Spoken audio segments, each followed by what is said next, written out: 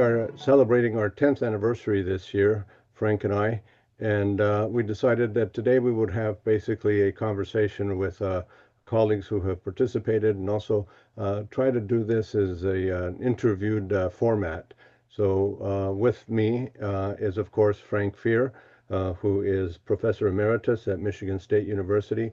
He's also a sociologist like me, and he is interested in public and nonprofit institutions, notably in higher education. I'd like to turn to my colleague Frank Fear and have him tell us, or tell you rather, uh, why he became involved in this endeavor. Frank? Thank you, Ruben. Certainly, I want to say thank you emphatically for your leadership. When you think about any endeavor, we're now into over 10 years. That's fairly significant. Uh, I was a professor emeritus at the time, retired from Michigan State University full-time service in the middle of 2012.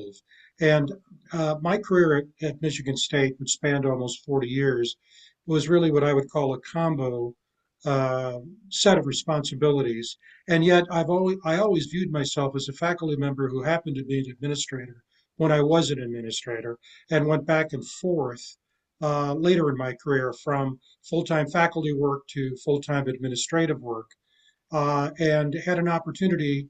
Very thankful for the opportunities to work in a number of large-scale initiatives at Michigan State, both at the university level as well as at the college level, and have responsibility for administrative roles at a variety of levels, from undergraduate student programs to extension outreach engagement programs to research programs, as well as continuing the academic work.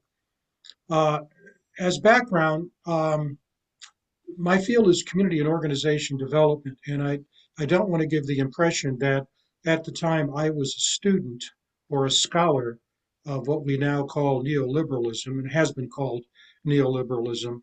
I was a person who was essentially a working stiff who noticed over time that the culture had changed.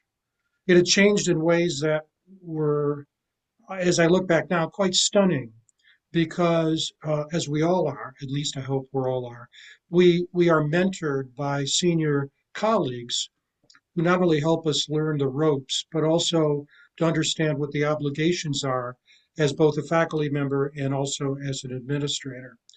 And having come from that mentoring, the mentorship that they offered, I began to see a shift. And so what it did, and that drew me to you, to Ruben, what it did is it drew me to say, well, there has to be literature on this and there has to be a name for it. And as I began to delve into it, I realized that a significant number of colleagues were writing and discussing what we now call neoliberalism, and that at Michigan State, Ruben was one of those colleagues.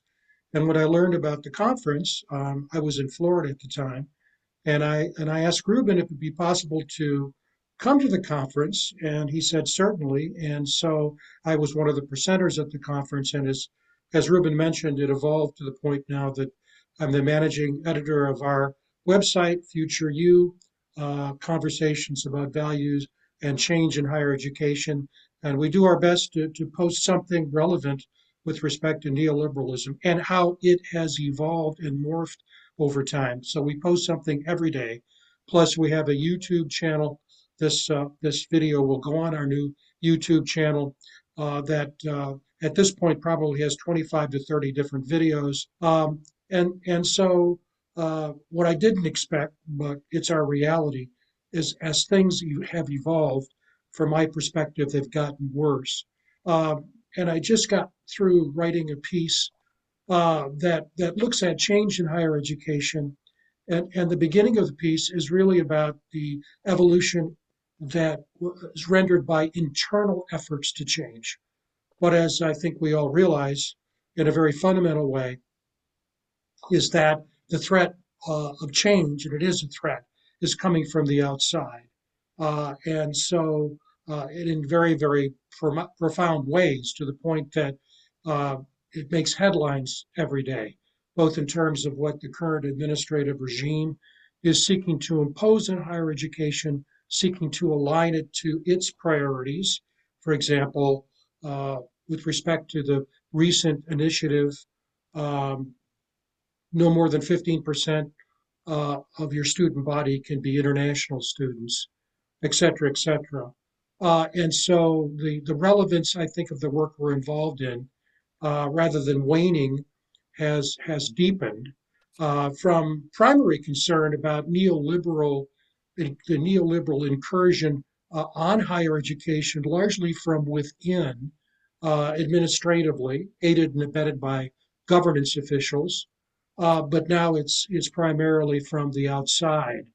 And how can higher education protect itself as it seeks to continue to endorse historic values and approaches, when in fact, really for the first time in my career, uh, the external pressure is to change that, to change it so that higher education becomes a delivery system for an ideological stance.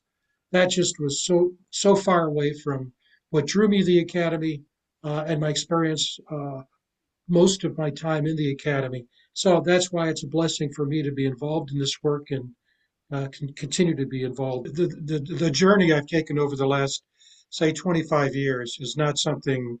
I mean, I could look back now and it makes sense, but as you're traveling it, you have no idea where it's going to lead, obviously. But when I was an administrator at Michigan State, of course, we had the Hatch Act, and so it was not possible to really speak out or take any stand that was political. And yet, when I look back now, the stand I took, was really very political. But it was through the work that I did as a faculty member. I always used to refer to myself and others as scholar practitioners or scholar activists, which means that in the decision what we would study, how we would study it, with whom we would study, a lot of it evolved into really more collaborative work where those we were working with weren't just beneficiaries, they were partners in both knowledge generation and also then the application of knowledge that hopefully would lead to the outcome of the public good. Um, and what's interesting, if I lay over that my own with a capital P politics, and this will get us into neoliberalism. At one time, I was actually sort of a card-carrying member of the Democratic Party.